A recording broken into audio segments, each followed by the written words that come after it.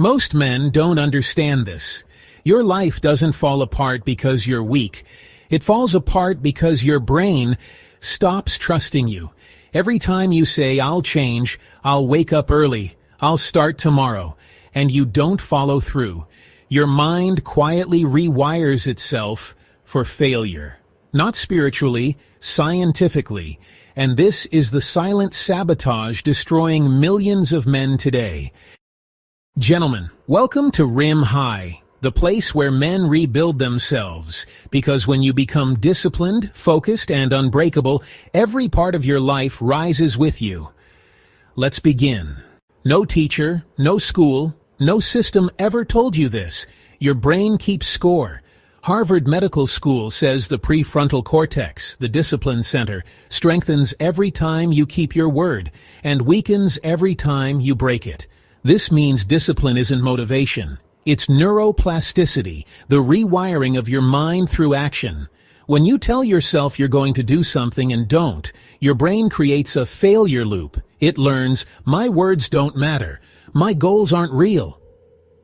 I don't trust myself. And when a man loses trust in himself, he loses everything. Every strong man in history understood this truth long before science gave it a name. They knew intuitively that the mind is not a fixed entity, but a forge, a place where character is hammered into shape, where resolve is tempered in the fires of daily commitment. They were the masons of their own minds, building empires of will from the inside out. This is the foundational secret to all meaningful power. Consider Muhammad Ali. His famous confidence wasn't a performance for the cameras. It was the result of a relentless internal dialogue. Ali didn't just train his body, he meticulously trained his self-respect. Every grueling training session, every drop of sweat, was a promise he kept to himself. He famously said, "If my mind can conceive it, and my heart can believe it, I can achieve it." But this wasn't just a hopeful mantra. It was a declaration of intent, backed by thousands of hours of unseen work.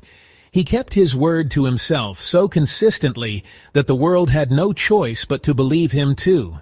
His belief was earned, not given. Or look to the wisdom of Omar ibn al-Khattab. The second caliph understood that all external battles are first won internally. He said, "The biggest defeat is the defeat of the soul." This wasn't about a single moment of failure, but the slow erosion of one's own integrity. He held himself accountable with a level of discipline that became the bedrock upon which nations were built. His strength as a leader was a direct reflection of his private mastery over himself. Centuries later, the writer Napoleon Hill codified this ancient wisdom for the modern world. After studying the most successful men of his era, he discovered the greatest truth of personal power. Self-discipline is the master key.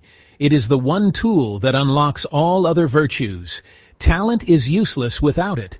Knowledge is powerless without it, because without keeping your own word, nothing else matters. You cannot build a life of substance on a foundation of broken promises to yourself. These men weren't born special. They were not exceptions to the rule. They are the proof of it. They built themselves brick by brick, promise by promise, using the same tool you possess right now, the power to forge internal trust. They understood that the man you are in private determines the success you will have in public. To understand why we betray ourselves, we first need to look at how our brains are wired. Groundbreaking research from MIT on habit formation reveals a fundamental principle of our neurology. When you repeat any behavior, your brain physically rewires itself to make that behavior automatic.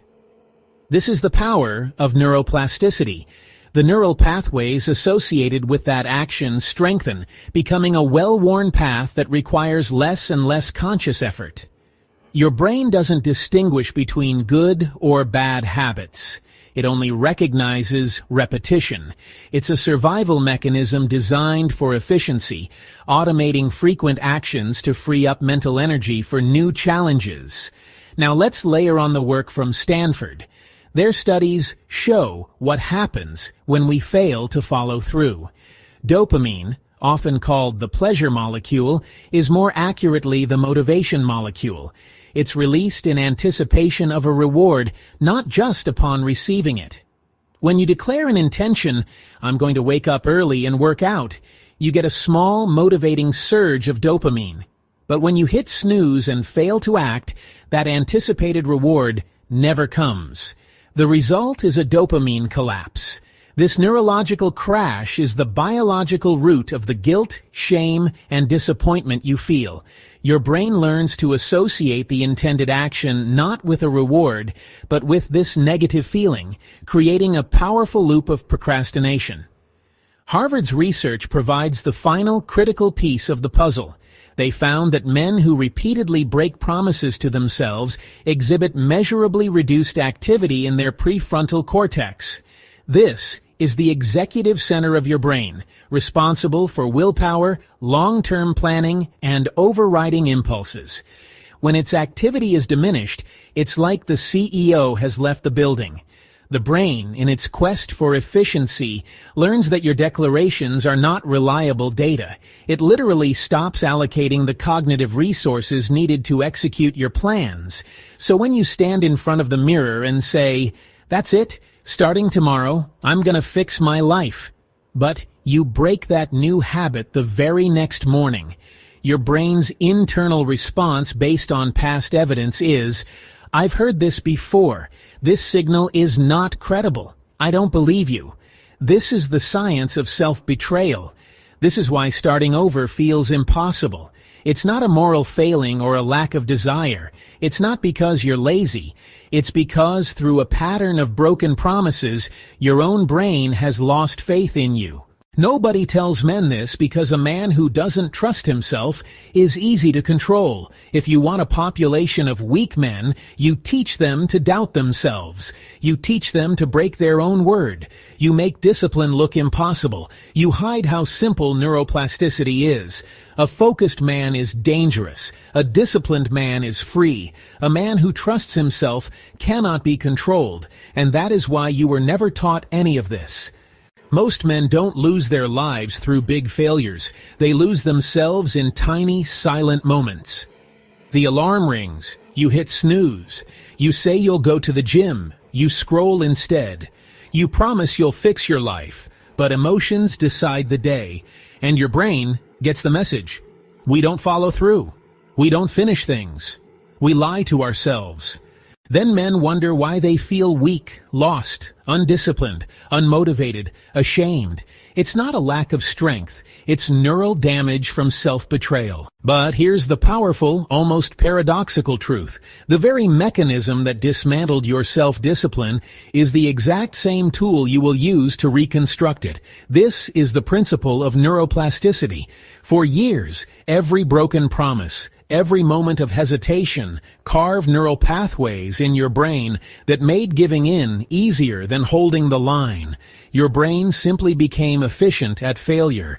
But this is not a permanent state. That same incredible adaptability means you can consciously, deliberately carve new pathways. You can literally rewire your mind for integrity and strength. And to begin this process, you must first discard the common lies we tell ourselves. You don't need a surge of motivation. Motivation is a fleeting emotion, an unreliable fuel source that burns out just when the work gets hard. You don't need to become someone else, some idealized version of a disciplined man you see online. That's a recipe for self-rejection. And most importantly, you absolutely do not need to wait for the perfect day to begin. That day will never arrive. The perfect day is a fantasy that your weakened mind uses to justify one more day of inaction. The path back is quieter, more fundamental.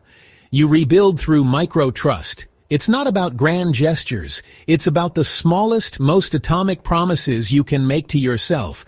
The promise to drink a glass of water when you wake up. The promise to put your shoes away. The promise to read one single page. These acts are so small they seem insignificant, which is precisely why they work. They bypass your mind's resistance. When you keep one small promise a day, your brain begins to fire differently. Each kept promise is a signal to your subconscious that you are reliable. The prefrontal cortex, the seat of your willpower and decision-making, begins to wake from its slumber.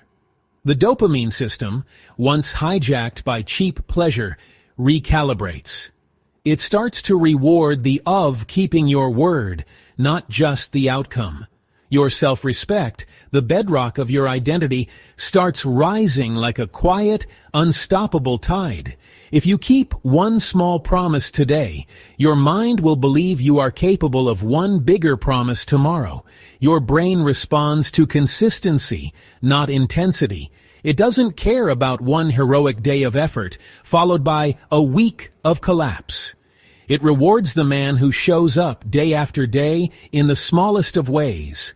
This is the reversal. This is how men rise again. There is an ancient proverb that says, "A man who cannot command himself cannot command anything."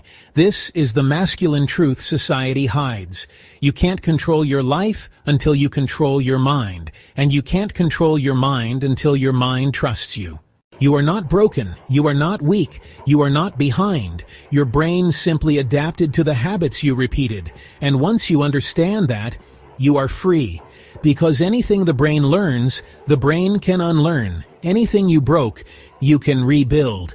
And the moment you keep your word to yourself again, your masculinity returns with force. You become the man you were meant to be. Brother, this journey is not about perfection. It's about alignment. Your actions matching your identity. Your words matching your behavior. Your mind learning to trust you again. And once that happens, you become unstoppable. This is Rim High, where men rebuild themselves. Stay focused. Stay disciplined. Stay unbreakable.